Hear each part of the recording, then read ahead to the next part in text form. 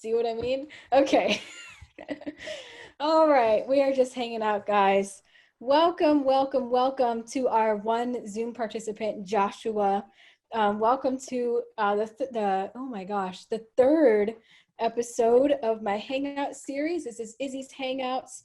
It'll be a series of me hanging out with some musicians, mentors, and my general music friends. Today we have the amazing Bobby from High Impact Low Brass. And since he did not provide me with a bio, I will just say that he's literally one of the best musicians ever, and that he has a lot to offer to us, and that he is way better than we all are at our craft. And hopefully, he can give us some advice. I know Bobby has been in the Navy band. I know he owns a business. Beyond that, I have no idea. All I know is that Bobby is an amazing player and educator, and he is one of my biggest mentors today. Also, before we officially start, I do want to say that Bobby is starting up a group called the Impact Team. If you're interested in joining that, I'm part of it. A lot of people in the low brass community are part of it. It is completely free and open to everyone who is up for a challenge and wants to get better at their craft. So if you would like to join the Impact Team and get better at your craft and have a support network, just reach out to Bobby on Instagram at High Impact Low Brass.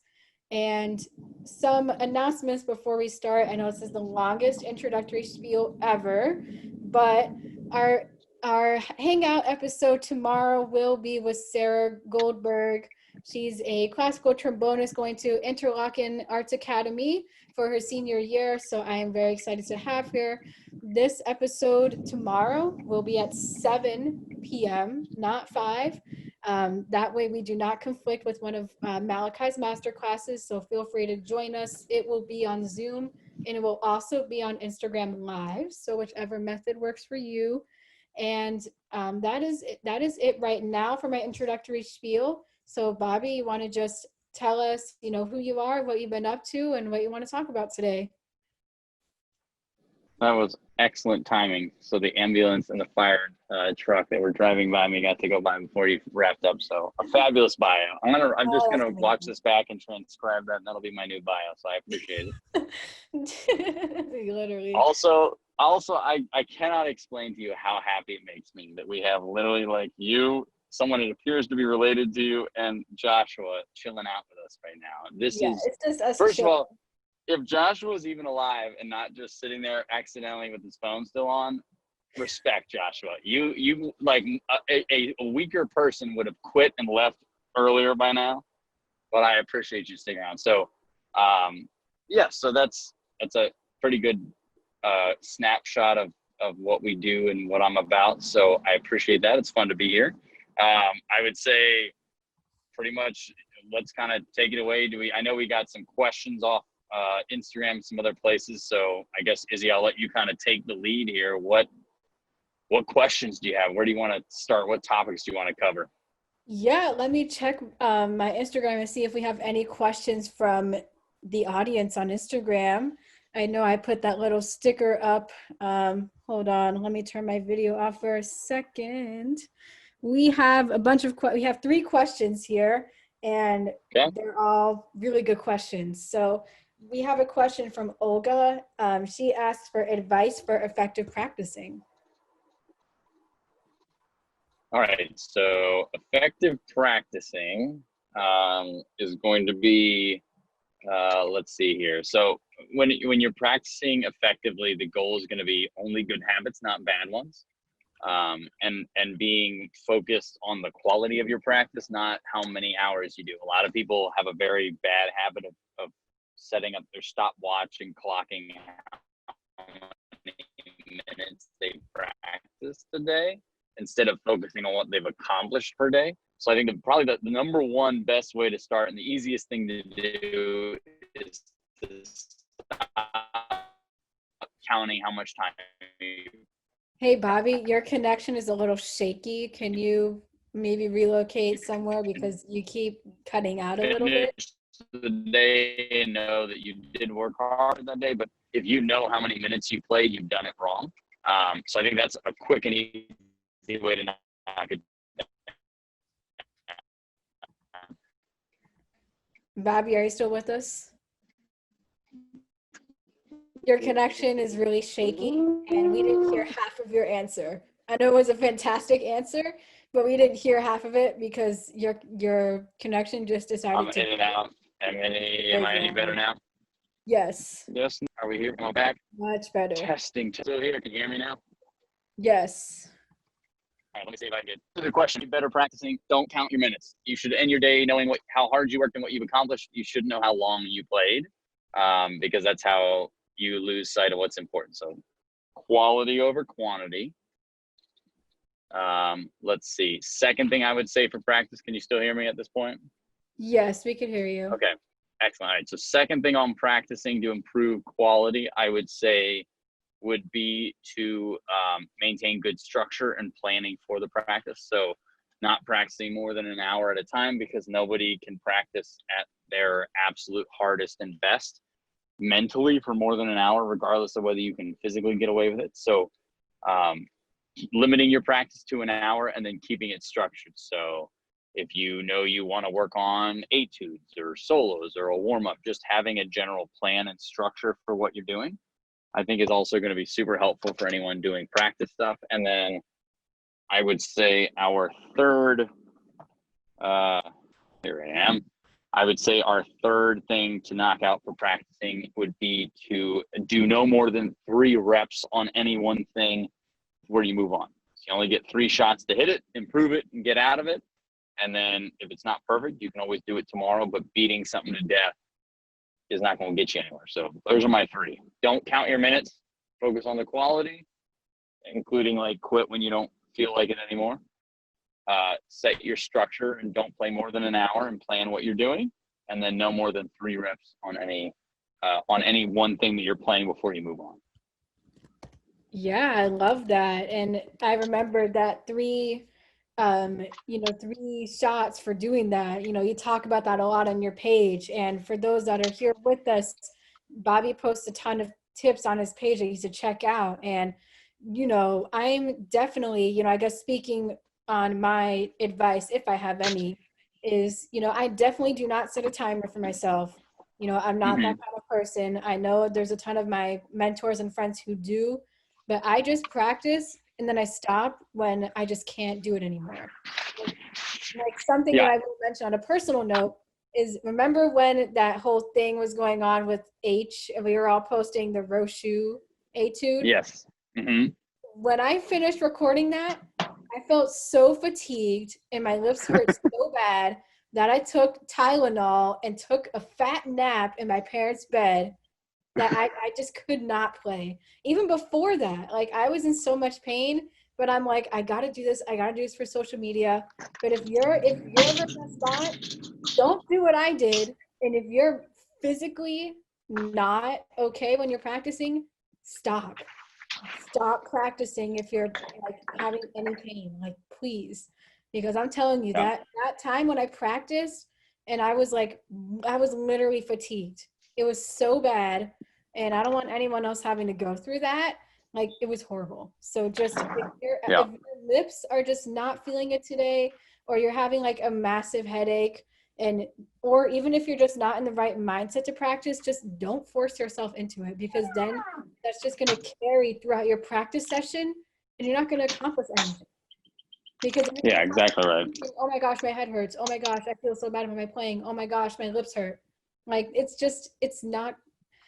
that negative energy is just gonna carry over throughout your entire session and nothing's gonna go on, So exactly right. Yeah, and I mean, like for me, I would agree with that. The other thing is, like, when I was younger, I don't have the issue as much anymore, but like when I was younger, like I'd have like breakouts on my face and stuff. Like sometimes you're just not going to be able to play. Like it's just not going to be your day. And that's okay. I think it's important to remember, like some days you're going to practice 3 hours. Some days you're going to practice 3 minutes. And some days you're just not going to play for a week. Like people are always freaking out. Like, oh my goodness, what do I do when I go on vacation? Or it's like, go on vacation. Like you need that as a person. Like you as a person, if you are weird, not to say like everyone's a little quirky, but like if you're just stone cold, just not all there because you're just a little too out in left field because you have no balance in your life, you're not going to make it. You will not become the best at what you do because you have to have some some balance to what you're doing. You have to have some context to what you bring to the table, especially as like a teacher.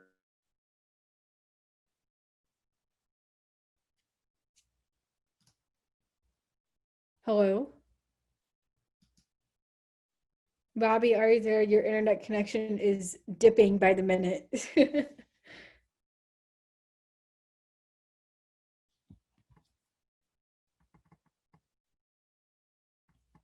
Hello, hello. Bobby, are you here?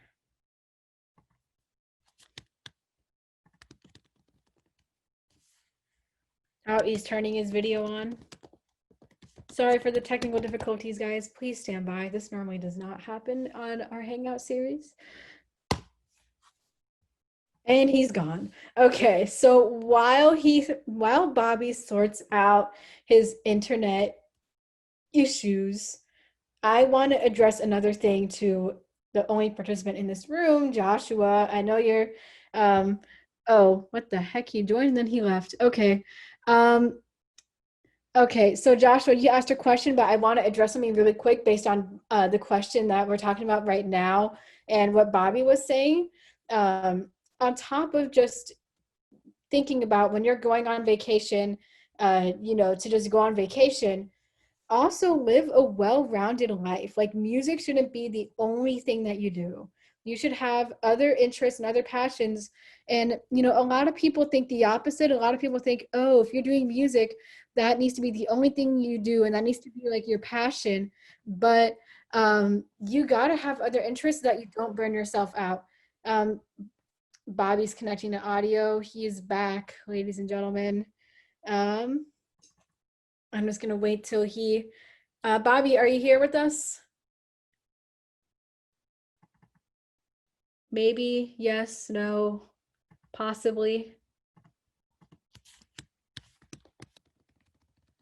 All right, Bobby, while you sort out your internet issues, I'm going to finish my train of thought. So, what I was saying before you joined, Bobby, oh, you're back video.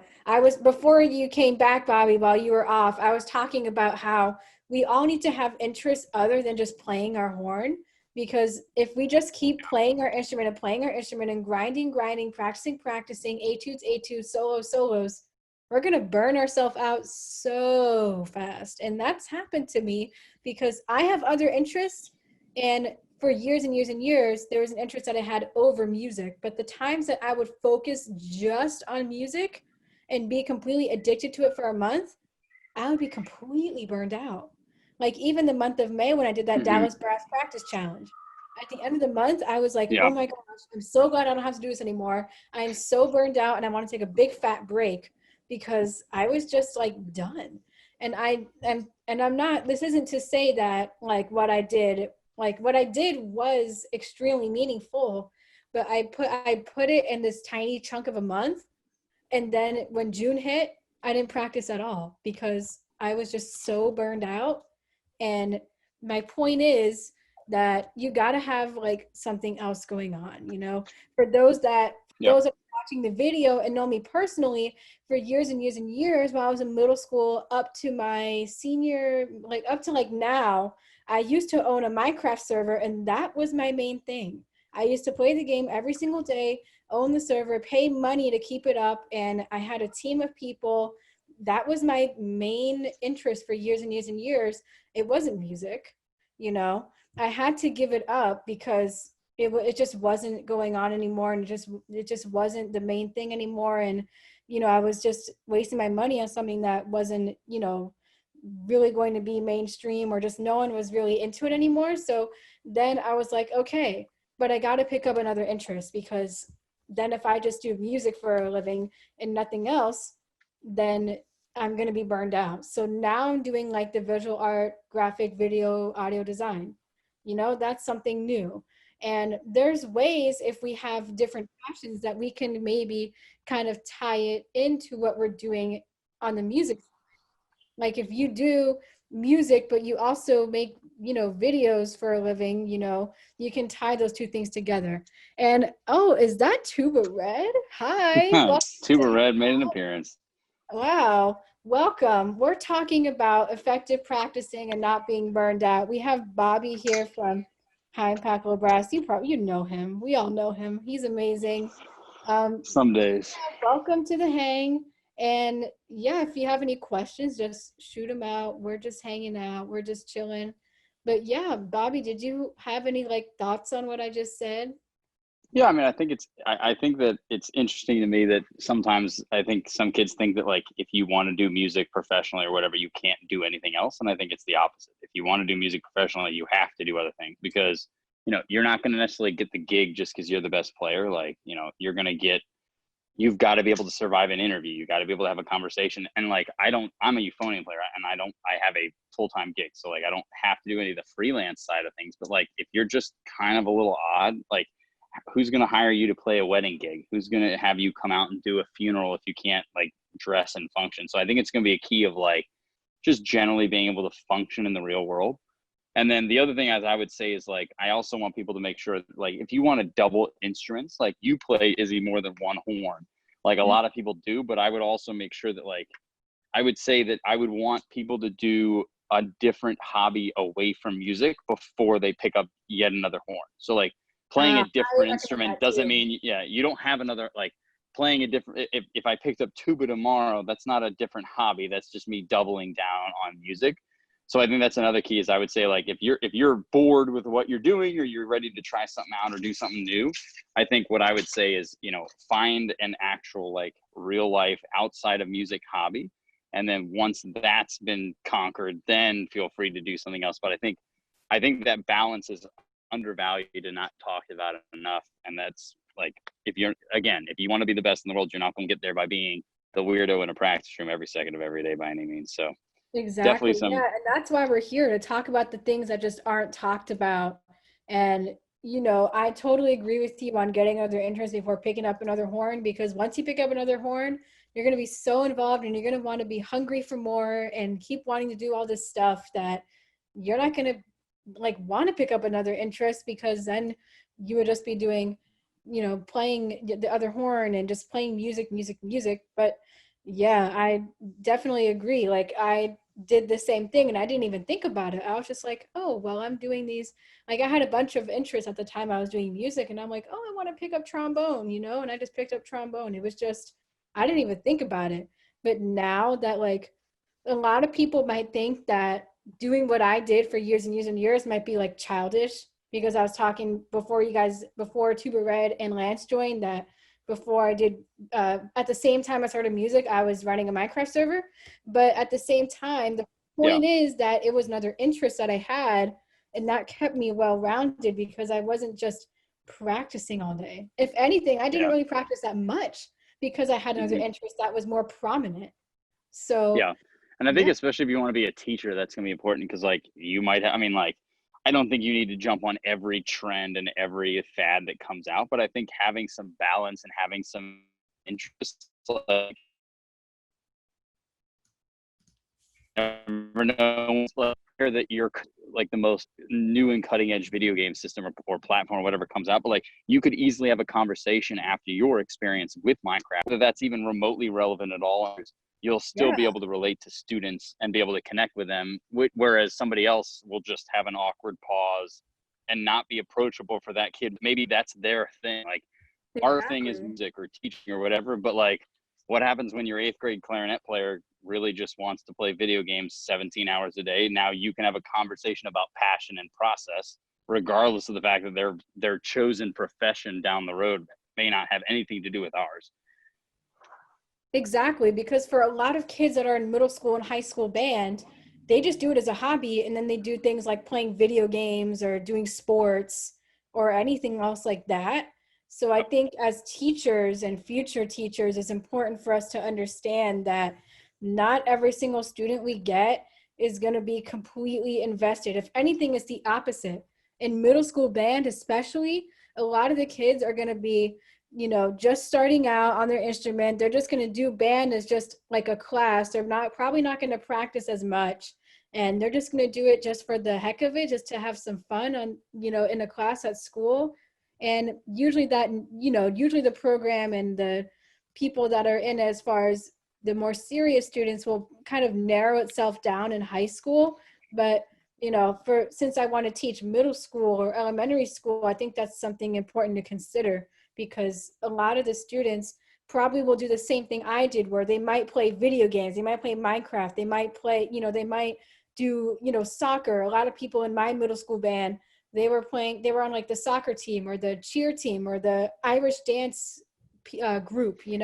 I even did that, and there were people that left band because they wanted to do competitive Irish dance. And that's what happens in a band program, because people do band just as an elective. They don't go into it thinking, oh, I'm going to enter this band program and become the next Stephen Mead. Like, they don't go in with that mindset. They go in to the band program thinking, oh, this is something fun that I'll try out. I'll learn how to play an instrument and I'll have fun with my friends. So Yeah.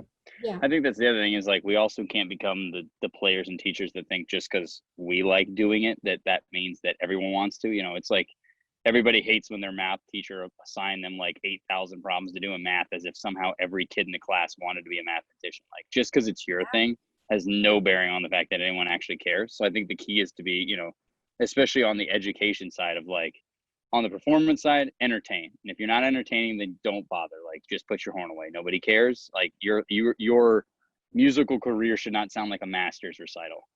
And then on the education side, like, your goal should be to get every kid out of your classroom and onto whatever they want to do. For the very select few that make the poor decision to do music, great, you'll be ready to help them. But when, the other 90%, go into computer science or engineering or nursing or whatever, you need Yeah. to be a good enough teacher to in essence, have taught them, how to work hard, how to practice, how to be normal, like, teach them the balance that music gives. And then also not pretend like somehow every kid's going to love band class or want to do marching band. Like, we need to be more realistic, I think, as a profession, of just like, the reason why we're always trying to fight for jobs or money or funding or whatever is because I don't think at times we're self-aware enough or setting our priorities enough in the right direction and realistically about what people view music for. Because I feel like we fall into the camps of, like, either you're a music zealot or you're just kind of like, yeah, I played in band, whatever. But Like I black and always find white. it, Like, there is no yeah, black and white. There's always going to be gray areas of, well, they might love band, but they want to do something else. yeah. You And know? I'm always shocked and amazed that, like, I don't know I have no idea about the percentages or whatever, but I would be shocked and amazed if you went through and, like, interviewed CEO level or C-suite level people and were like, how many of you were in orchestra or band or chorus or whatever? I think a lot of them are going to have an experience. They might have quit in eighth grade or whatever, but it seems odd that so many people are touched by the music side, even just in the public school system. And that yet at the same time, by the time they're in their 20s or 30s or whatever, not only was that experience not positive enough, but those are the people that have the ability and the both the money and the power to influence for the improvement of music in general. And if you burn that bridge because we were too crazy or too weird about it when we had the chance to connect with them as kids, I think that's a loss that's literally bad for our business. So I think that's going to be a thing that needs to be addressed as we move ahead, which is why, I'm excited to see what some of the virtual things. Being virtual right now is definitely not the most fun we've all ever had, but I think that this is a chance to get more heavy hitters onto some of the platforms to start engaging differently, and also prioritizing what we do as musicians and educators a little bit differently. Because it you can force 30 kids into your classroom when they have to show up, but right now when things are virtual, like, if you're a private lesson teacher, you're either done and you're out of business and you're not going to make any money, or you got to up your game. And I think, as brutal as it is, I think that there is going to be, 30, 40, 50% of people will be gone because of this, at least in the short run. But I think the benefit is that the 40, 50, 60, 70% of people that survive this will be exponentially better at what they do, which is exciting. So I'm not excited about the people that are going to get beat up over this, but at the same time, I think it's also important, the market's the market. If people don't want to take your lessons or hear your gig or whatever, then, regroup. It doesn't mean you need to quit, but it does mean that people are going to have to reset. But I mean, it's also easy for me to say. I'm not like, I don't live the gig lifestyle. I don't live that side of things. So it's easy for me to preach a little on the theoreticals, but at the end of the day, there's still going to be, I think it's also going to be important right now for people that do have, some influence, some power, and some, literally just in some cases, like literally just a couple bucks to their name to throw it at the right direction now, because I think this is a chance to make sure that we also don't lose an entire segment of our group. Because I mean, like, even since you and I, Lizzie, started, we did Izzy, we did like probably like what, 3 months we've had lessons or conversations or whatever off and on. But Like three even months. when we started, I think most of the time an average virtual lesson costs like 40, 50, 60 bucks for an hour. And right now, like, if you're even charging $5, I feel like people are looking at you weird.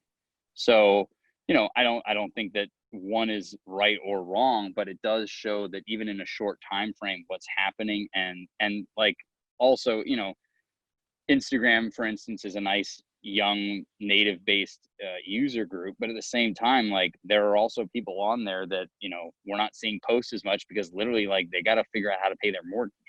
So I think this is a tough time. I think it's a little bit overdue in the sense that I feel like it's been a pretty smooth process for a lot of musicians in the years past. The economy's been pretty decent. People are there are gigs around, and there's enough stuff now. I think now it's just a little more extreme. So I'll be interested to see kind of what comes out of this. But overall, I think positive most of the way, and whatever cons there are, I think it's not hard to identify them and hopefully deal with them and address them and move in the right direction because of it. Yeah, and I will say, the virtual thing, it's definitely like a big like slap on the face as far as, hey, your school's got to close, you got to do virtual. It's like it definitely hit us hard, but I honestly don't think it's like that bad. If anything, I learned a ton from this whole virtual experience because now all these big players and organizations are doing free master classes, and we're learning skills as players that we that are essential, but we probably wouldn't have learned in person, like recording. That's like really, a good skill to have. And now we're all doing like these multi-tracks, and now Tuba Red is eating his pizza, and now, and yeah, but what I was gonna say is, there's tons of opportunities now, and yeah, that's an interesting thought of how, during this whole process, some people are going to be up for it and be open-minded and be willing to take on the challenges of doing music virtually.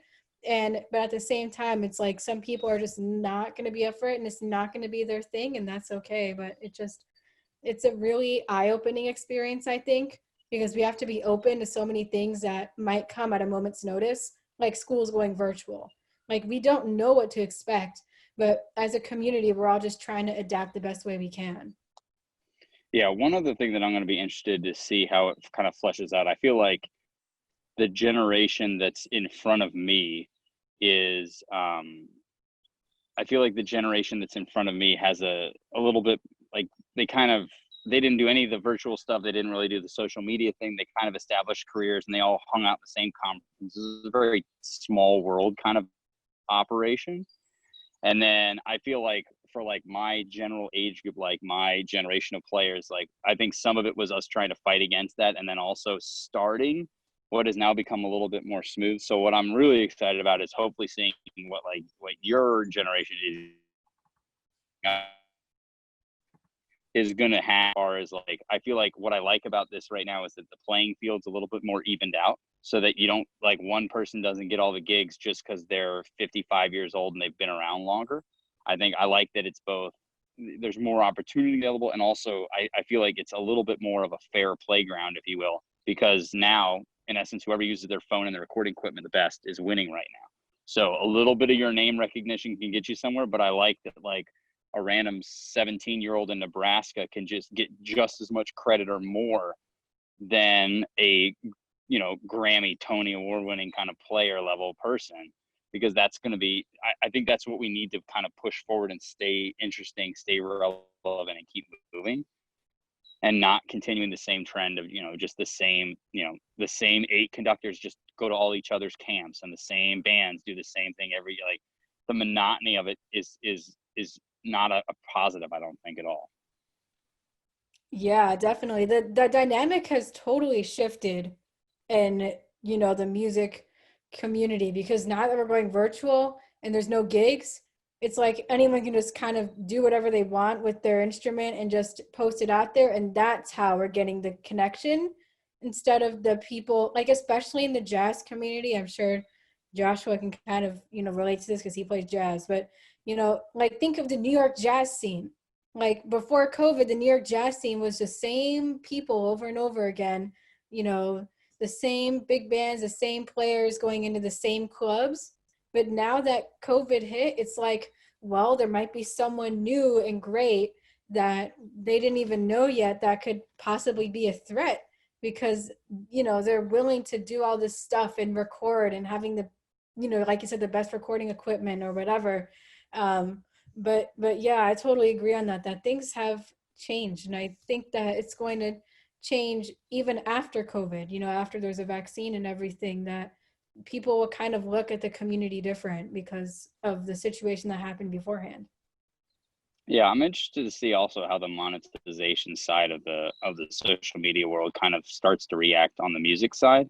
I feel like right now it's very immature. Like everyone, for a while there, I feel like a couple months ago, everybody was trying their hand and I'm going to make money teaching lessons. Okay, I'll charge my 20 Yeah, bucks or everybody whatever. was doing it. Yep. And then it became very stale. It became very contrived because there were people that shouldn't have been teaching or didn't really want to teach. They were just trying to throw their hat in the ring. And then recently, I think that the new thing right now is the master classes, the group togethers, and some of them are legit and some of them are positive. And I think some of them, again, are very, very just like they're just slapping them together to either just try to make a couple quick bucks, or because I think for some people, unfortunately, it is a move of desperation that they need some kind of income moving in. So I'm interested to see how the monetization of this starts to mature a little bit more. Hopefully, as inevitably, I hope that everyone's economic situations improve. But I'll be interested to see. I would hope it becomes a positive, and like right now, like esports, chess, like a lot of the more online platform based stuff are exploding right now. Like Twitch is popping off, even like Facebook streamers, which wasn't really a thing a short while ago, are starting to gain some prevalence. So I'll be interested. I feel like in the music community, we always seem to play catch up behind everybody else. I feel like it's almost like just because we don't make as much money necessarily at some stuff, it seems odd to me that we're so far behind. But I'm hopeful that some of the higher production value stuff, that editing and doing some of these multi-track things like that are gonna gain some traction. And then also just people getting used to the idea of just because I make music doesn't mean I have to be poor or weird when it comes to making a living doing so. So putting out a higher quality product for lessons, demanding that people, you don't get to just get paid for as a private teacher just because you have a pulse. You've actually got to do your job. So I'm interested to see how that kind of changes over time, and hopefully for the better, because I feel like that's a huge glaring weakness in the music community, that we don't know how to monetize to save our lives. And that's putting a lot of pressure now on people. But I think that this is, in essence, like we're either going to evolve or we're going to die on this point. So I'm interested to see how that goes. It's definitely not my forte, but I've really enjoyed kind of seeing what people have been doing lately with it. And I'm optimistic and looking forward to hopefully seeing what people do in the future because of it. So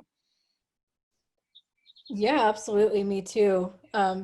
Yeah, I'm telling you, like there are people like in the month of May, like when I kind of started doing this whole like social media thing, like seriously and whatever, people are like, I'm offering lessons, $25, $10, $15, $5. It's like it was like crazy. And I took so many lessons because so many people were offering it.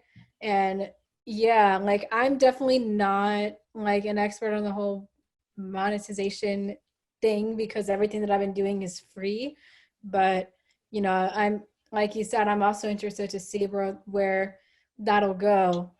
Because like again, like you were saying, quality over quantity as far as the lessons. Just because you're this famous euphonium player or this killing jazz saxophonist doesn't mean that your lessons are the best, doesn't mean that you're the best teacher. So I think just by people being willing to put themselves out there, and give lessons that probably couldn't have happened before because they might have been afraid to do it because, oh, well, there's this killing player who's giving lessons and they always go to him. It's like things are absolutely changing. Yeah. Is your I like mean, crying baby? What the heck? yeah, that's my, Oh, that was you. Aw. that's little Bobby. Yeah, I think as we move ahead, it'll be interesting to see. I think the key will be making sure that as we keep going, that we, stay positive, keep moving forward. And, on the one hand, it's the same stuff. It's just a different day, a different version of issues than we've had in the past. But I think what I'm hopeful is that this is also a wake up call to people who've kind of been hurting the profession in general, but just kind of not moving it forward, that this is a chance to understand, like, it's fleeting. 6 months ago, everyone lived a very different lives professionally on the musical side. And now it is a very, very different setup. And, that's 6 months.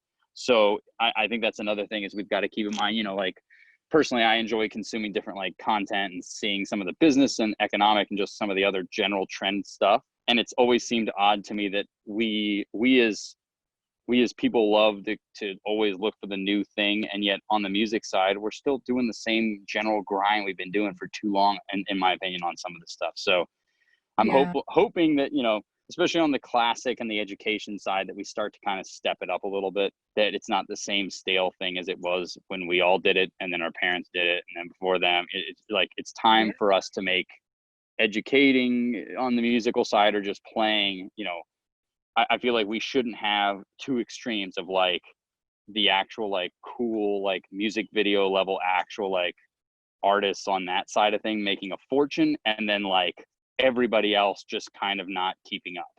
So I'm hoping that this kind of at least connects the two, and we'll see. It's just gonna be a game of time, I think. Yeah, literally. And like you said, the music industry is changing so much. And I feel like with COVID, people are realizing that the whole music technology side of things we've been doing during quarantine is like really essential for any musician who wants to like get their music out there. I actually met with Tuba Red earlier today, and we were talking about recording gear. And I met with someone else earlier today, and we were talking about music technology. And the whole point is that it's just like it's something that you got to consider, and it's a way that we people who just post like practice videos on Instagram can get to that quality and hopefully bridge that gap, like you said, from just the students who post practice videos to those best-selling artists, because we could do the same thing. And I feel like we're learning so much during this quarantine about how to record and how to do these multi-tracks, that it's definitely possible. I think that's also exciting because, I'm a euphonium player. I fill my role just fine. But I feel like what's exciting is, the kid that's never going to be a world-class clarinetist can now has an opportunity to still stay in the music profession without having to be a player now. Because, like, I think that it's been super undervalued and underrated to be an audio, a sound engineer or whatever. And I think this has been, I feel like I wish more kids were out. I mean, maybe I'm just not in that circle, but I would hope that, younger kids that are even interested in this try to connect with some of the people that are either just number one content creators and they can tell the difference in the quality of their product, or are like legitimately professionals in that spectrum, because I think this is the new norm. And it's what's exciting is like an entire set of kids right now that otherwise would have never had a chance to actually make a living doing this now have a chance to do it on this side of things, which is exciting because, somebody who would have had to, in essence, walk away from music because they physically weren't good enough on the horn that they play, she can now become a huge skilled person at doing multi-tracks. A lot, like you could make an entire living on just editing multi-tracks for people. Like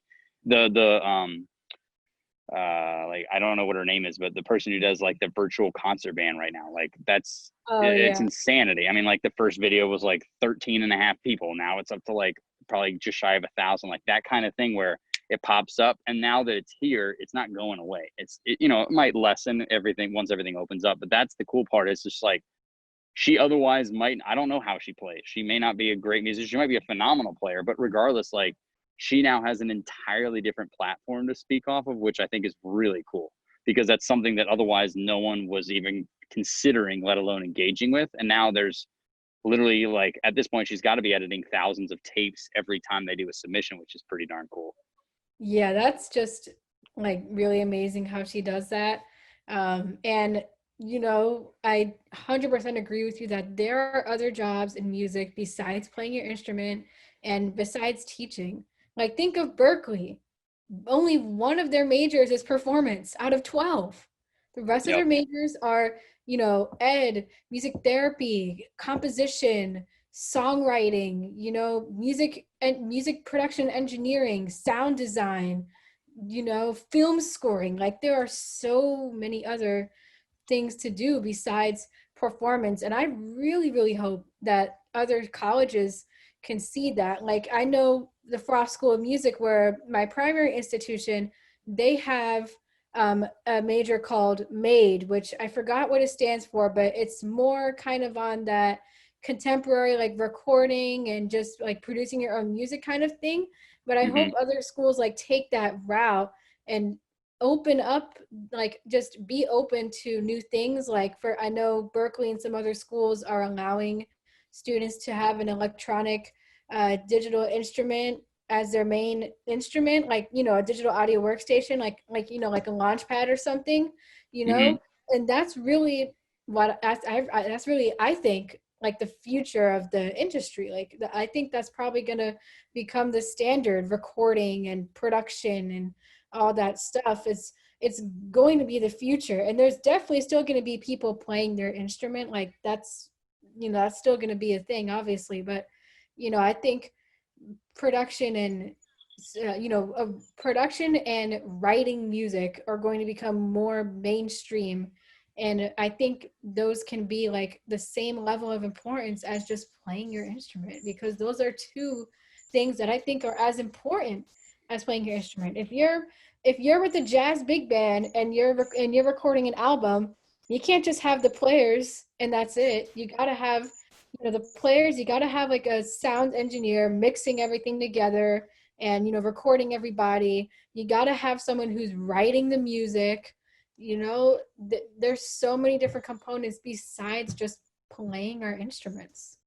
Yeah, I think that's also something I'm also interested and excited about, is like, I respect the people that can do all of these things more than I respect the guys like me who do one well. Like, there's something to be said for that. That's nice and dandy. But at the same time, like, I get away with doing multi-tracks right now on my own because I play well enough that I'm not playing the hardest music, and a click track in my ears enough to keep it consistent enough. But I can't edit to save my life. It's not a passion of mine. Frankly, it's not that it's not a passion. I just literally don't know anything about it. So I think what I like right now is also that not only are there new opportunities, but it's also forcing people to be a little bit more well-rounded, which I think in the end is going to make them better. I mean, literally, if you can drop a beat and a hook that's halfway decent, you could have the same impact that a Hollywood level artist had off of literally just putting out a TikTok video. Like, the other thing is the barrier to entry now is zero. So, Yeah, but and otherwise, yeah. yeah, and I was in this event hosted by someone called Melissa Mulligan. She has this program called Music Career Mastermind. She's the person I mentioned I met with as well earlier today. Check out her page. It's music_career_mastermind. It's a bunch of like contemporary programs. But I went to Okay. one of her events, and she was basically saying, this probably was one of the things that resonated with me the most. She was saying, like, don't wait for an opportunity to come to you, just make that happen. Like, if you want to make like an album or whatever, learn how to mix and learn how to master and learn how to edit and learn how to do all this stuff. Like, we can do that now. There's so many resources that are available to us to learn how to produce music, to learn how to master and mix recordings of acoustic instruments, like if we were doing like a euphonium thing or whatever, or the virtual concert band, what they're doing. They probably had to learn a lot about how to get all those instruments and make it sound like an actual ensemble. You don't just Yeah. put them in and then bam, I'm done. And I think it's going to be the new standard that people should learn, not just playing their horn. We should also learn how just a little bit about production and digital audio workstations, and a little bit about writing music and arranging, because those are all, it'll just make us more well-rounded. That's like the biggest thing. Yeah. And I also, my one fear is that people also, especially as, you know, I feel like even now over the last few months, like the general quality of content being put out is automatically higher. It's, you know, the people that are good at it have gotten better, and the people that aren't are either falling behind or even they've improved. My fear is that, you know, there's an inherent pressure, especially on the content side, of just like, either I just don't bother because I feel like I can't get to a tuber red video, or I can't get to like a New York Phil level masterclass or whatever. Like, I feel like my one fear is that people feel like they have to be perfect instead of progressing. And I think that's going to be the only danger we really got to work on, is that, you know, just because you can't pump out that level yet, those people didn't start there either. Like, the guys and the gals in the New York Phil weren't like, the heavens didn't part and shine on them one afternoon. Like, they worked their way up, and they sucked when they were 17 too. I think the key is just like getting used to that idea of just not making sure that you don't let your social media feed convince you that this isn't a process throughout the entire time, because that's the only danger I think is going to happen. Because like, even for me, there are days when I am at the top level of some of my things professionally, but I am discouraged of like, I don't want to edit. It doesn't make sense. It seems super hard. Like, I just don't want to look stupid when I try to mess it up. And I think that's the mindset that I would want others to avoid, because it's always going to be there. Whatever your thing is, you feel comfortable, and you forget how much time you put in and how many times you goofed it up.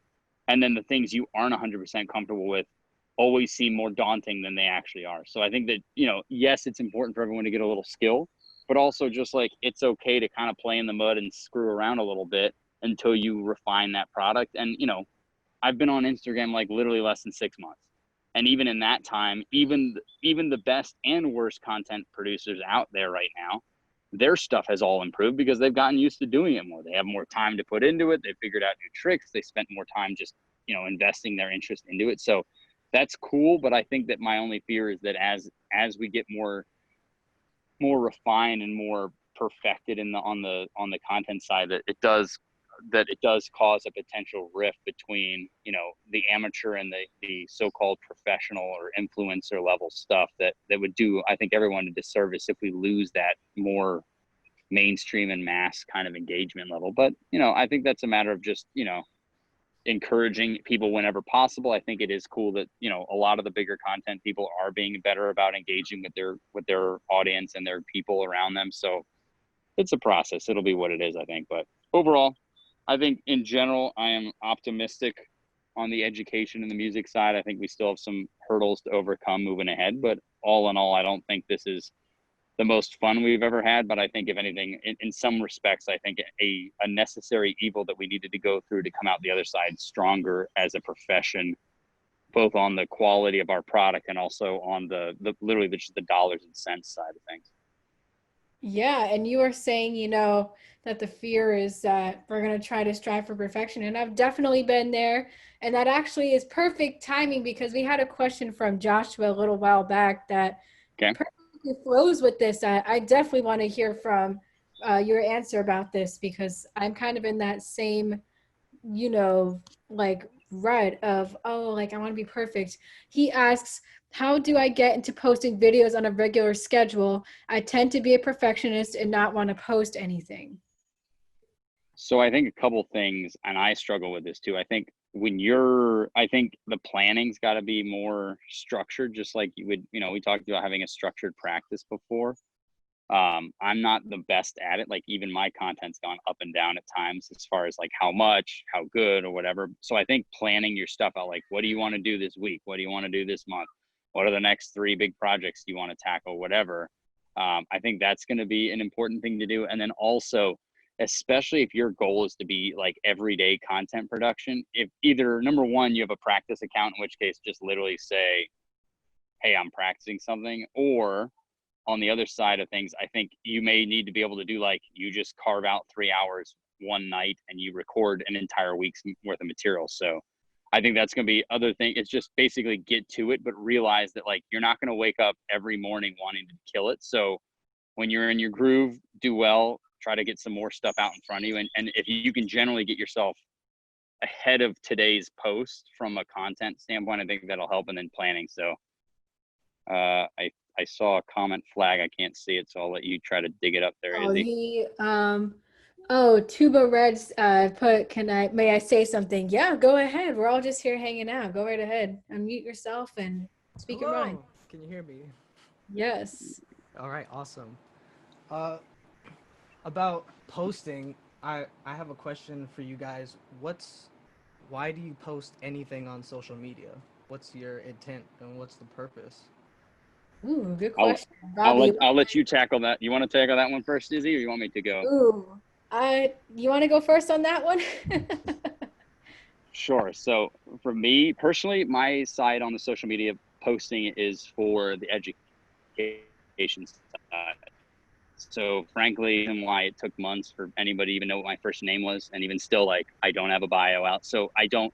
It's not that I don't like playing my horn, but where I came at this 100% is just the teaching side. So the lessons, the master classes, we put together the kind of the group for kids that are trying to step up. So that's my thing. So I don't post a lot. Like, you literally have, I think I've had one full piece of me playing my horn, and even that was a how to do it. So for me personally, education only.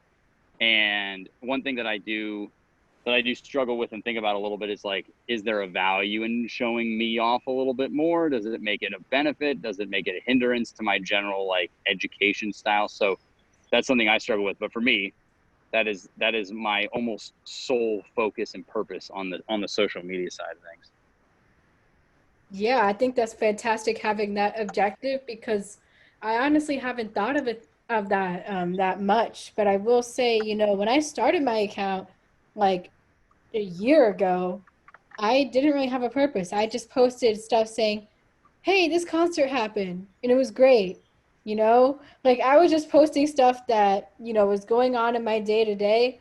And I kind of do that now where I'm like, sharing my journey and connecting with people. I think that's, the biggest thing that I've gotten out of this. The reason why I still want to continue doing this whole social media thing is because I'm able to connect with people from literally around the world and people of different music genres, and we get to connect because it's so easy now through social media just to message someone and say, hey, my name is blah blah blah blah, I have a couple questions, or hey, nice to meet you, whatever. Like it's so easy to connect with people.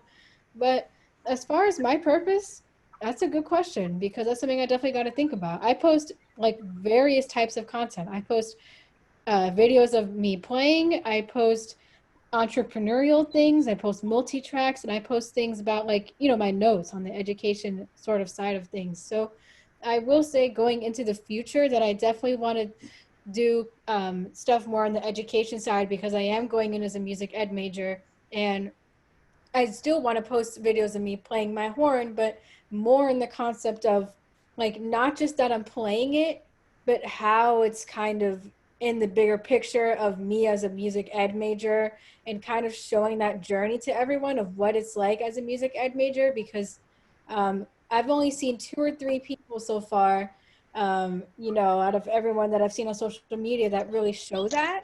And I feel like there's not a lot of people that talk about it. The process of being a music ed major, it's not the same as a performance major by far. You learn all the instruments and you have to learn all this pedagogy and you have to learn, conducting and all this stuff. And I think that's something that I would want to educate people about, the things that aren't really talked a lot about on social media, like conducting. And Bobby kind of inspired me to go on this route because we think about a lot of things as music ed majors, such as, how much does a charter bus cost, that people in a band program don't have to think about because they just go on the bus. They don't have to look at that back end side of things because they're the ones in the ensemble. But as music ed majors, we have to see a side of things that no one else really has to see. We're not just musicians, we're teachers, and we're going to be problem solvers, so that's just I guess my future goal now that I think about it from that perspective because I will admit my content has kind of been all over the place. Now it's been more about my series, but that's of course not all that I want to do. I'm still a person who's practicing my instrument, not just someone who's bringing people on the series. I'm still, showing people my journey as a musician and what I do. The reason I asked that question is because someone had asked about how often should I post or like something along that. To me, I see the market right now as being completely oversaturated with mediocre videos across the spectrum from beginner to amazing professionals. It's just like you see everything and there's way too much out right now. I I also see people just post to post because that's what people do in 2020. You just post to post. Uh, I don't think there's any good reason to post anything ever, really. There's not like social media is a complete fake thing, right? It it's a fake world that we're living in, and it's designed by whoever gets to see what by whatever algorithms. So you might see someone else's video, or someone else might share someone else's video. Someone else might have a lot more followers than you. Someone else who who does whatever might have a bunch of followers, so they are perceived as this. Or there's a professional who does way more than them, but they have 10% of the followers, right? So people are looking at these children who have 20,000 followers, who play decent at their instrument but have no professional skills, offering lessons as if they were a professional, offering that they know how the industry works and they have a mass following. That's what I see with the past couple years with social media. That's a huge issue with children following children and building up children in this bubble of what they think the world is, right? Because I've personally dealt with a few of these people, not to name any names, but I deal with people. I talk to everyone like a human being on the same level. I'm real the entire time. I'm not rude to anyone, but I've had been completely disrespected by children who have more followers than me, who who will contact other people in their same children age and have personally attack me because they think however they think. And that's okay, they can think that way, but the problem is with social media, people start to gang up on each other and talk about each other behind their backs and stuff like that. In the professional world, professionals do not do that. That never, ever, ever happens. You don't like none of you guys. I'm sure you guys don't know the horn players for Justin Timberlake. If you got all of the regiment horn players and added up their combined IG, it wouldn't even equal mine. I'm sure it'd probably be in like 3,000. But they do all the work for all the studio work, a bunch of it that you hear from Anderson .Paak to whatever to movies. That's what I think is a really big issue with social media and posting and people's intent and then how people perceive each other's content. Me, my intent for posting, that's why I haven't been posting recently. The market is oversaturated. There's a bunch of children posting who are being uplifted as if they were gods of the music industry. And third, it's not making me any money right now. I lost at least 15 students the first week of quarantine. Oh, wow. I think that's the thing. It's interesting. Yeah. I used social media only for personal advertisement because I do something different with my instrument than pretty much anyone that I know. So I do that. I think that, yeah. And I think that's an would interesting market idea. for, Yeah. for students, but I don't post to just be like, this is me for me's sake, or like I'm working on this necessarily. That's not my goal. I think it's okay to post whatever you want, but what I have realized with what people are grabbing onto is people's practice videos and people raising these children and saying like this person is everything, like they can play so well and they have all these followers, so that means they're amazing, you know? And I that's think the the biggest that's thing the though is with issue. the social media is that like once I feel like on the one hand that's true in the sense that like there is so much more, like it is absolutely saturated. But I think what that really is just is like the state band class or the band room in that, back in our day, the band room used to be like there was still bullies and trash talk, and Susie would talk trash about how Cindy Yeah, played the but the clarinet, problem is that's high school. I'm talking professionalism. but even And in the the thing is, professional world, the but professional world's equally as petty. You just don't hear about it because frankly, like yes, you're a part of it exactly. now. But I That's think that's the exactly key is it. like it's That's just exactly it. smaller and tighter. So what I like is that I think on the social media side, like it's no more or less important than before. I think what I like is like for Izzy, like Izzy can come on and as like you had the chance to take like 15 lessons with different people. Some good, some bad, some positive, some negative. You took hopefully a little away from everybody.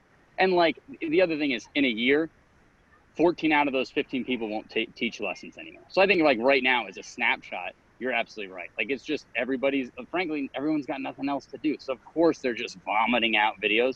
But I think the other thing that I like right now is that Well, I'm even not just in the vomiting out last few videos, months, so what do you mean, well, everyone? no, but like everybody in the sense of like, especially I would say like the younger players, and also like there's more and more professionals coming on too, even that are they just don't know what the platform looks like. You've been around a hell of a lot longer than I have, so like there's a maturity of content, just like there would be a maturity in like the development of someone playing. And I think that over time, I think the key is going to be that what I am excited about is number one, the practice videos are not going to stop, but that's no different than the kid practicing in the room. You just see it because it's on social media. And then more importantly, I think that the consumption is also maturing as well. My issue Like, with so my issue is not with anyone posting practice videos. I think that's great, a great tool, especially if they're able to reach people who have valid musical knowledge that aren't mhm. children in the same level. I think it's okay for colleagues to help each other, but if you're not a real professional, you're just gonna. A lot of people say more air, and I think that's one of the shittiest answers for any kind of win playing. More air, wow. That if you think that's an excellent thing to tell somebody, I would reevaluate yourself as a teacher because more air is not a solution. Usually, it's consistent air. You don't ever want to do more of anything or less of anything, right? When you want to play evenly, what do? You play evenly. You don't play more or less, right? Yeah. I mean, and also I think it'll depend on the other thing is it'll depend on the platform. So I think like TikTok's trending younger and it's starting to gain a little bit. Facebook, no one's posting their practice videos on Facebook because that's the 45 to 70 crowd. So Exactly. Instagram right now is trending a little younger. But I think the other thing is like Izzy, your generation will probably be the last one to really spend any serious amount of time on Instagram. And frankly, like that's where I feel like you are the cutoff, I would almost say, of like those younger than you are pretty much TikTok focused. And then So you're, true. yeah, Yeah. you're straddling the line. So like right now, I think that I think the content on here is also based around the age group that is basically the majority vote. So like in 5 years, the kids that are right Yes. now getting ready to go to college will be posting all of them graduating college. And then 5 years after that, they're all going to be the band directors and the giggers and everything. So like, right now I feel like it's no I think the key is just like I think what's important is that the guys like you who have been around long enough that you are putting out the content, and there is not a low brass player on Instagram, whether following or not, who doesn't know you and doesn't know your content, and you use that as like a springboard or an inspiration or whatever. They do the challenges, and I think it's also just like in the 1 month, 6 month, 1 year window, it's just super micro to the point where we can't really judge it. But what I'm more interested in is Instagram will be either dead or Facebooked within 5 years because enough moms and dads are going to come in, the kids are going to get older, and frankly, Izzy's going to go from having time because she's living at home to she's going to become a college student and have an entire growth there, and then eventually become a professional. And maybe like Izzy, you might be owning your own business. You don't have time to post once a month anymore because you're actually busy.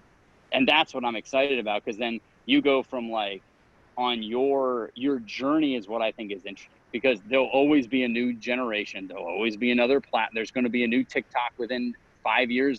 TikTok will be the old one and there'll be the newest one that came out. The attention is still the attention. And I think the key is going to be consistency of people over time, so that like, you know, Izzi hosts, this is a cleaner masterclass than Izzi hosted on the first one. It'll be better 3 from now. It'll be better on the next season of guests. It'll be better on whatever it is. And I think that's the key of even like, you know, even like the Tuber Red videos. If you go back to the like 2 years ago versus like the last 6 months, like even your quality at your level is noticeably improved. And I think that's what's cool for me on the education side is I'm not really worried about the whole, you know, there's always going to be bullying. There's always going to be an imbalance of the popular kids, no different than it was in the band room. And like high school is college is real life. People are like the petty people are I always going to be disagree. petty. The I killers are going to be disagree. killers. I disagree because I am subjected to a lot of hatred on the internet when I usually will reach out to anyone who reaches out to me, just like you have reached out to me. I respond to you. I respond to anyone who messaged me with kindness. But sometimes I'm invited to see messages about me where people who don't know me will be saying whatever they want about me, right? And that does happen to professionals, but I don't see as many professionals participating in those things. And I also see just children who are on social media who have followers preaching like they know what's up, right? So I Yeah. think that's a huge issue with what's happening on the internet right now. It's Yeah. just allowed so many people at the like, you know, late high school, early college age to just create this world that does Yeah. not really exist. And it's been really interesting dealing with people who are younger than me and who are on social media and how they perceive me as a person, or people think they know who I am or anything really about me, or, you know, it's really Yeah. interesting. I feel like I don't know any of you or anyone I deal with on social media. I don't know anyone on there because we've Yeah. never met, you know, like Yeah. just It's because a you weird, you it's see an my awkwardness Instagram there. story, you don't know me or my philosophies or my process, you know, like it's crazy. But Yeah. Us, us that's old, what I us don't old want. guard have been, us old guard have been grandstanding. Izzy, what other questions do we have off the peanut gallery? On Instagram. Anywhere for that matter. I think I didn't get any hits on mine, and nobody wants to Okay. hear me talk anymore. What else do we get? We have Andrew Luna asking, how do you balance practice with school? So I think it depends on what level you're at. If you're in high school, you don't need to be practicing more than an hour a day. Live your life, like have fun, be a kid. I think that's gonna be like honestly, like I respect the younger kids that are trying to put in more time, but like I don't see how you. I guess with quarantine it's a little different, but you can't go to school from 8 to 4, 9 to 6, or whatever after marching band camp's over and all that stuff. So I think being realistic, you know, like you'll have more time in the spring than the fall and all that. And then when you get to college, I think that's a matter of choice as far as what do you want your, like, what are your goals? If you want to be an educator, then you should be practicing conducting. If you want to be a player, practice your horn. If this is a hobby and a passion you love, maybe it's fine for you to practice 2 hours a day. You know, I practiced 8 hours a day. That's not normal, healthy, or something I would necessarily recommend to everybody. But I think that it shouldn't, you'll know when it's balanced.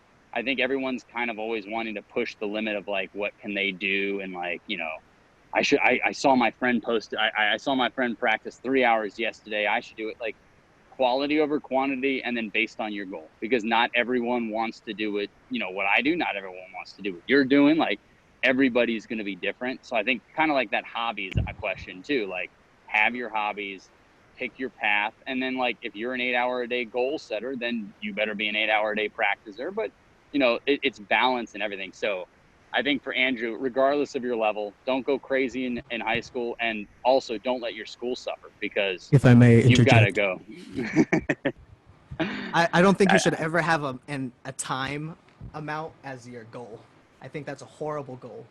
I think you should work in amounts of Yeah, which time, we covered that but earlier on. It was like takes time. Yeah. I don't think if you want to practice, you should set practice limits. For example, when I studied with Oystein Bodsvik, he practices for 20 minutes on, 10 minutes off, all day long for about 6 to 8 hours.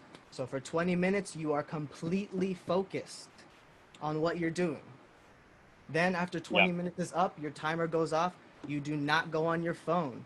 You do not get distracted. You go outside or you relax. You take space. It's not about how long, it's about the quality, like you were saying.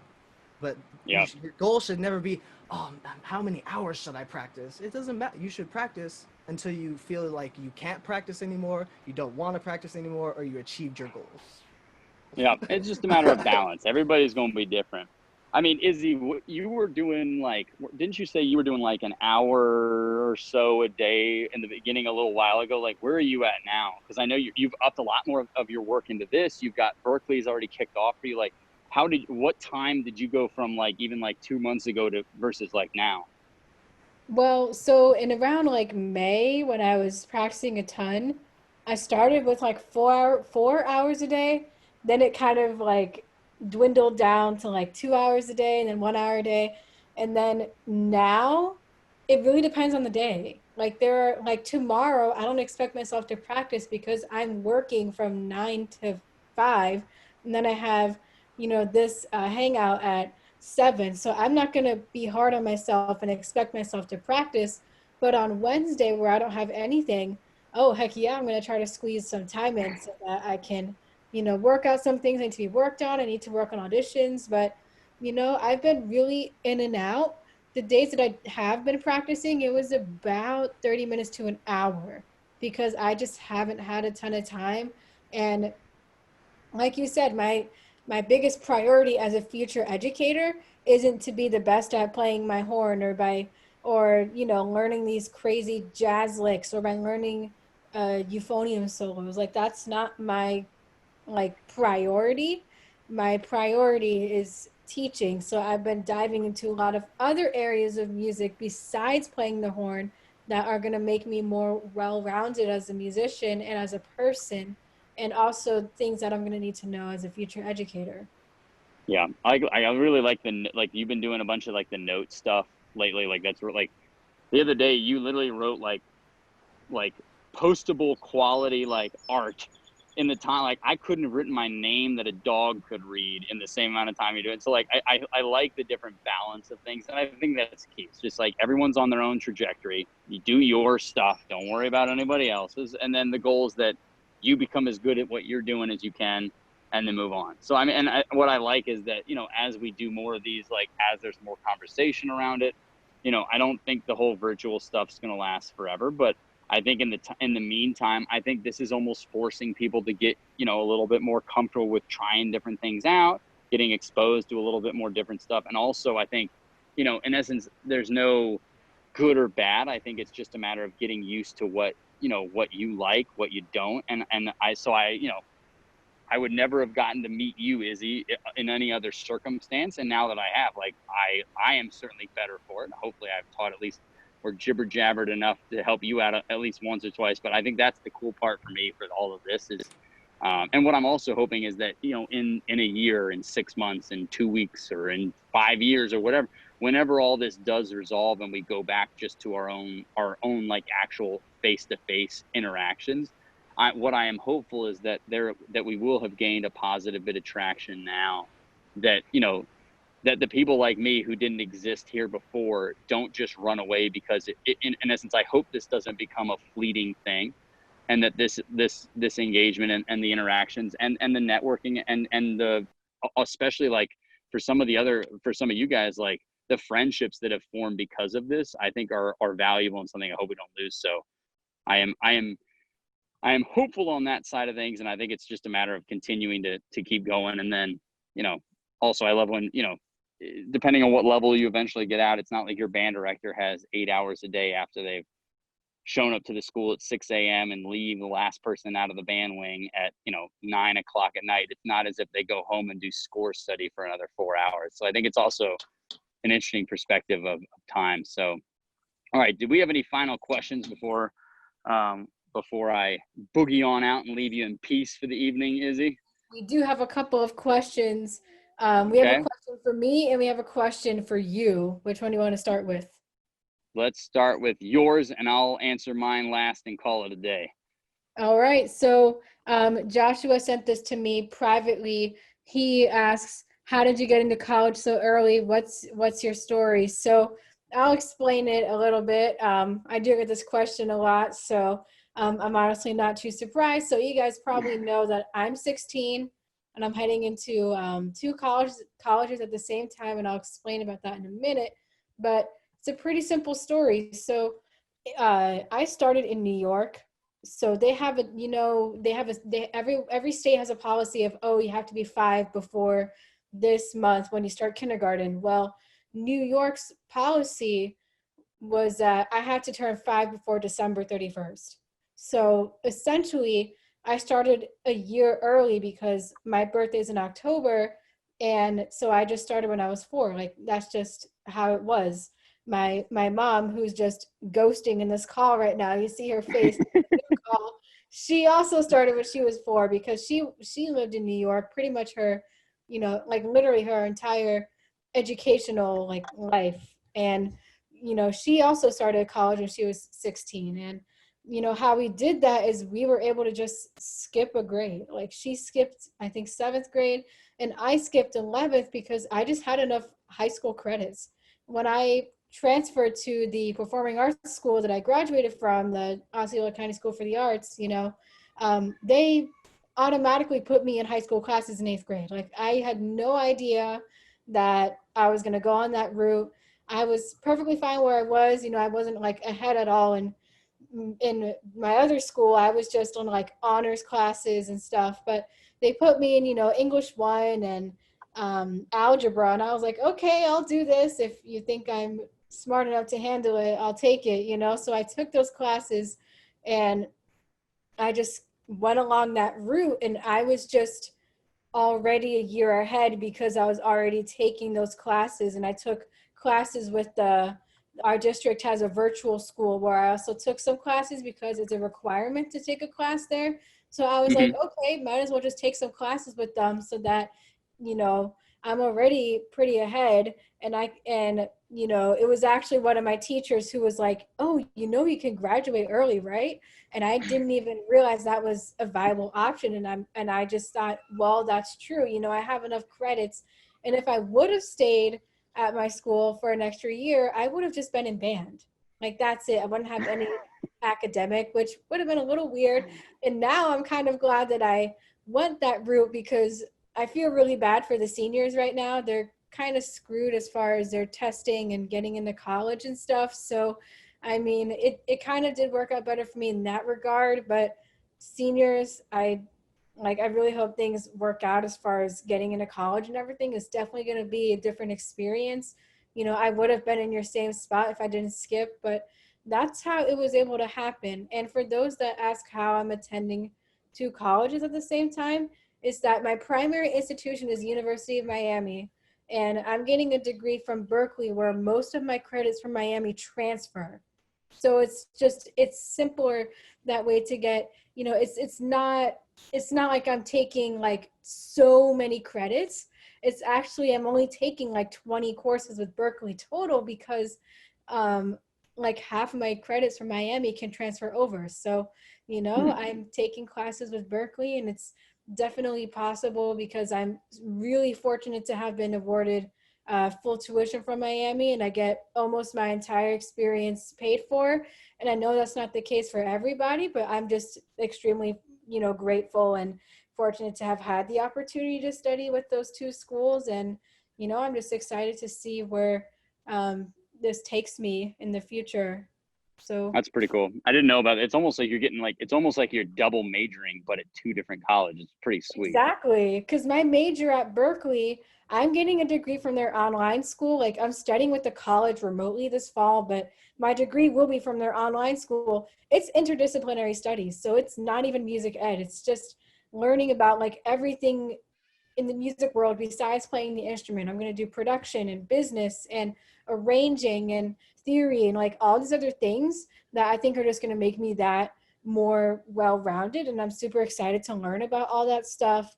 And yeah, I'm just excited to start that journey with Berkeley and start becoming an educator with Miami. And it should be really interesting because, I don't really know anyone else that kind of goes along the same route. So it'll be interesting to kind of take my experience and educate others about it, because I know a lot of people ask me that, oh, how do you attend two colleges? So it'll definitely, be an interesting experience, and I'm excited to learn about how it all works. Yeah, I think that's kind of a cool way to do it as well. I mean, I think you should definitely put out some more stuff about that. I'm sure more people are curious, but I think that's interesting. And also, I like that, you're going to have theory from two different colleges, and even theory at one school is not theory at the other school. And that's on like the small Oh, side. And yeah. it's just like It's totally different different. priorities. And What's I think funny? it's basically a cool I'm idea. taking the same class at Berkeley and Miami this fall, the same exact class. And I'm interested to see the overlap, because in Miami, I'm taking a class, they call it Essential Technologies for Musicians, and it's Mm-hmm. in their contemporary department. But at Berkeley, everyone takes a class called Intro to Music Technology. It seems like the same class. And the only reason why I'm taking it in Miami is because I tested out of my gen eds. Most people take that technology class their 7th semester, so in their senior year. So I'm probably going to be with a bunch of 20-year-olds. It should be interesting. I'm 16. I'm going to be with like 20, 21-year-olds, because most people take this class in their 7th semester. I just happened to test out of English and math because of my SAT scores and my AP scores and everything, which again brings me back to the point of be well-rounded academically, because you can test out of so many classes in college by having a good SAT score and taking the AP exam. Like I just took a couple, like in May, I took the exam for English language and composition, and now I don't have to take any English gen eds, because I tested out of both of the classes because I got a 5, Yeah. So just putting in that hard work, you can really go far. And so many colleges are accepting APs now. And I am definitely not the person who will take 5 APs a year. I took 1 a year because I just wanted to have that experience and test out of classes. Like I just happened to test out because of my AP score, but you don't even have to do AP. You could just take SAT and do really good. I already tested out of 1 English class with just my SAT score.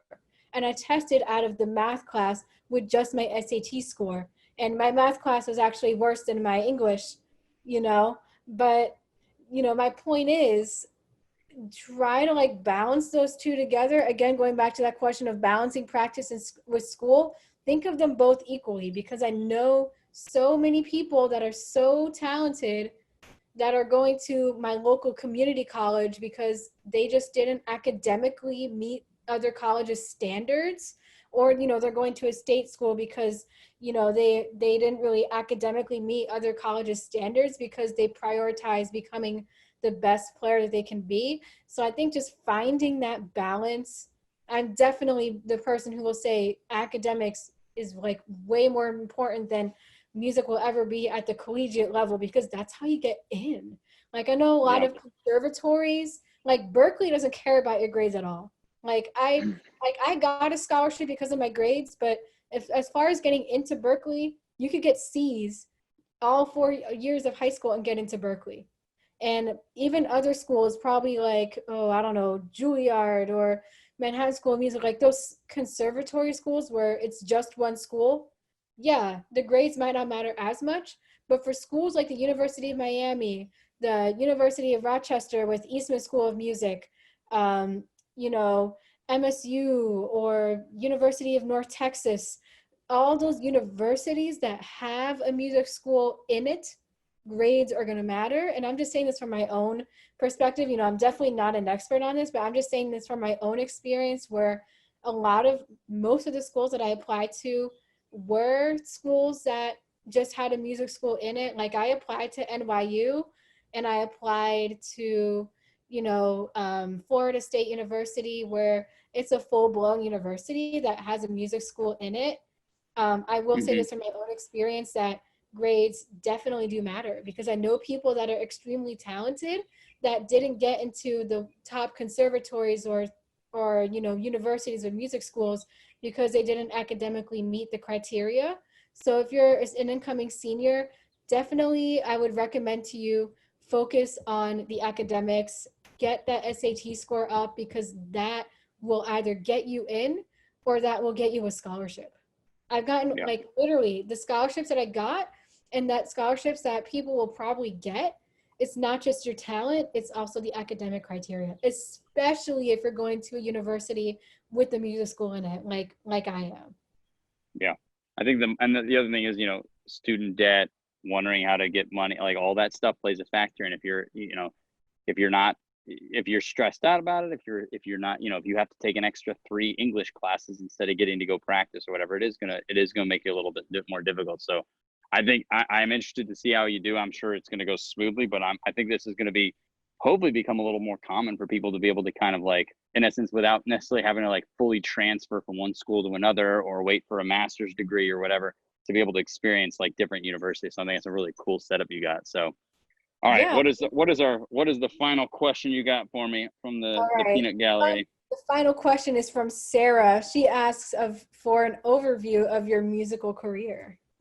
An overview of my musical career. All right, here we go from start to finish. So Yeah, give us I a played. little time.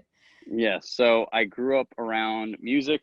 So way back, I never met them. They had passed both, but my grandparents were at Curtis at 15 and 17 or something respectively. They were in the class with Leonard Bernstein, so I'm the worst musician of the family, if you will. So I came from musicians. So my dad himself was in the Navy band, and then I didn't start. I played piano when I was little, but I wasn't a good piano player. I just did it. I started playing euphonium in 5th grade in elementary school, like all the other kids in the state of Virginia do. I was nothing special, just kind of did my thing. 5th through middle school was still the same. I didn't really start playing the horn kind of quote unquote seriously until I was probably a 10th grader, 11th grader. And then even then I practiced a little more consistently, but nothing crazy. I did well at district bands and state bands and stuff like that, but I didn't conquer all. And then I was a pretty normal high school kid. Then I went to North Texas for my undergrad with as a music ed major. And that's when I really kicked things into gear. So I was practicing an immense amount of time. And it also just happened that at that time, there were a lot of like a generation of military band players was all retiring at the same time because they were all like the same general age. So it just happened that as I was hitting that stride, there were a lot of openings. So I took a number of auditions, and then at 20, won the job in the Navy that I currently have. And then as soon as I got in, I didn't finish my degree. I ended up getting the rest of my degree from North Texas online because I couldn't student teach, obviously, because I didn't have that option. And then I had been teaching a little. I didn't teach too much in, like I helped my peers. I ran like study groups and stuff, but I didn't really teach that much. But then as soon as I got back, I started teaching private lessons. I volunteered at the local high schools and things like that to do things like marching band and concert band camps and things like that. So I definitely quickly started down the ed route, and then here we are today, still kind of doing the same thing. All right, looks like we got a question from Natalie. Do I expect the same surge of job openings because of COVID? So no, in the sense that the surge of job openings right now will probably occur in about 10 years. 10, 15, 20 years, actually, to be more specific. We can dig through that in another time. But the idea is that when you, at least for military specifically, you can stay a certain number of years based on the tenure and the rank that you are. So without getting too far into the weeds, everybody who won a job kind of around when I did, won it within a 5, 7, 10-year window. Everybody will stay the same general amount of time within the service, give or take. Obviously, there's always outliers or whatever, but there will be a bulk of jobs opening up, at least on the military side, come 10, 15 years from now. So if you're anywhere between like 10 years old to 20 years old right now, there's going to be a bunch of jobs coming eventually. And then as far as COVID goes, I don't think there's going to be a ton of openings. I think people that might have thought about moving on or doing something different or getting out of whatever orchestra or ensemble they might have been on, they're probably going to be more likely to stay put for a little while because of the uncertainty of the economics of this environment right now. And I think also there's just not as many gigs and things available as well. So I think in the short run, like year, 2 years kind of thing, I don't think there's going to be a ton of openings, but there's always a professor job or an orchestral job or a military job, there's always something popping up every year or two. It's just a matter of, working and being patient and understanding that it doesn't matter if you miss this one, there's going to be another one in a year or another one in 2 years. So definitely something to start kind of educating everyone's, based on whatever you want to do, you should know how old the professors are at your 3 or 4 favorite schools. You should know how old the entire trombone section of Philly is, so that when they're tentatively going to leave. You should know how old, if you really want to be in the Marine band with Hiram, you should know how old his compatriots are to know when there is going to be one. So I think that's going to be another way to also keep a nice way to stay positive and also patient, because you'll also kind of know what's coming, and it becomes less stressful when there's going to be a job in 2 years and another one in 3 years and 2 more in 6 years, and all of a sudden it gives a little bit more perspective in the longer run. So an excellent question, and definitely some homework to be done based on wherever it is anybody wants to go, for sure, but also public information. Yeah, absolutely. That's like such great things to think about, because looking at the bigger picture, things are definitely going to change. So absolutely. Thinking about that is awesome. Does anyone have any other questions before we wrap things up for the night? Now is your chance. You can unmute yourself and, Speak join now or forever hold your peace. us. Yeah, but if you guys ever do have any other questions that pop up, like outside of this, like don't be afraid to contact us. That is the sole reason why I did this series, is that, where you might think, like I think, oh my gosh, Bobby's amazing and Bobby's so much better. But, we're all like people, and you can reach out to him or me or Natalie or anyone that I bring on, or anyone in the community in general. Joshua said, big thanks to you guys. Good session. I'm really glad you enjoyed it. This will be uploaded on YouTube for anyone who missed it. So I know there might have been people in Malachi's class or just in general. So this will be uploaded on YouTube. The recording is, cloud saving, so probably will be uploaded today. So get the word out. And if you enjoyed this little session of my Hangout series, definitely share it on social media. We would love to have more people join us, because this isn't just an interview, back to back. We want to have people join us and get involved. And that's what this is all about. It's about building a community, and you don't have to be intimidated by, these players that I'm bringing on, or anyone. We're all just a community on the same path. So, Natalie raised her hand. Yes. What's up, Natalie? Oh, sorry, that was an accident. Okay. Put your hand down, Natalie. It's the end. Oh my. Anyone have any other questions before I give my ending spiel? Going once. I will leave my final words with you, Izzy. As I appreciate what you're doing. It was fun to be on. Excited someone tomorrow. I know it's going to be a lot of fun to chat with. So I like that. I like this as a different kind of setting. So I appreciate you bringing me in. It's been fun to hang out with everybody. And I will definitely be a peanut gallery member of future ones to come. Yeah, thanks so much for coming, Bobby. It was amazing having you. And, the things we talked about, it was just, there's so much to take in. So definitely, it was so great having you talking about the things that normally don't get talked about. That's what we're here for. So yeah, I guess I'll give my little ending spiel. Thank you so much, everyone, for coming to this session. It was a blast having you. Some announcements. Tomorrow's session, it's actually tomorrow. I normally do alternating days, but we had to reschedule today. So tomorrow's session will be with Sarah Goldberg. Y'all probably know her. She's an amazing trombonist who is in I don't really know where in Texas. I think she's in Dallas, Texas. But she is going to Interlochen Arts Academy for her senior year. So that's, of course, an amazing achievement. And I can't wait to bring her on. So if you have any questions for her, or beforehand, I'll put a little thing on my Instagram where you can ask questions.